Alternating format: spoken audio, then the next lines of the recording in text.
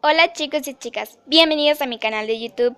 En este video te voy a enseñar cómo hacer un slime con solo 3 ingredientes que de seguro tienes en tu casa. No necesitas pegamento, bórax, detergente, líquido para lentillas o cualquier otra cosa que tú no tengas. Bueno, vas a necesitar maicena, ya que tú tengas algo para mover. En este caso yo estoy utilizando una cuchara, champú, bueno, un topper con tapa. Estos son los slime que yo había hecho con esta receta de maicena y la verdad sí funcionan. Bueno, a mí sí me funcionaron. Y bueno, este es de chocolate, de fresa, y el que voy a hacer es de vainilla. Vas a necesitar aceite para bebé y bueno, forma de preparación.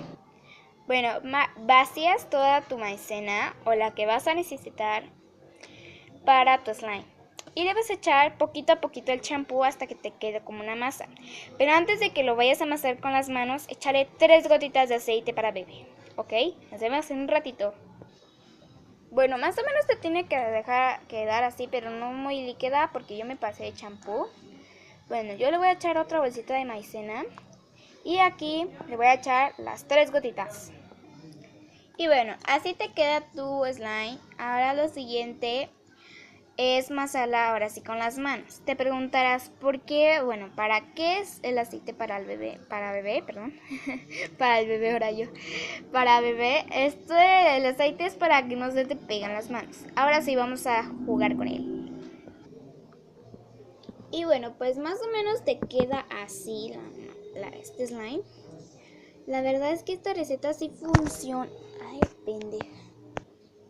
Perdón por si se cayó la cámara, pero bueno. Más o menos así te queda tu slime.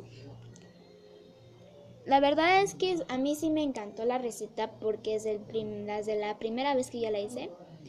O sea, sí me resultó, y además como con el aceite sí te queda súper suave. Bueno, aunque sí hizo un poquito de desastre. Bueno, si te gustó este video dale like y suscríbete a mi canal. Chao, nos vemos para el otro video. Bye.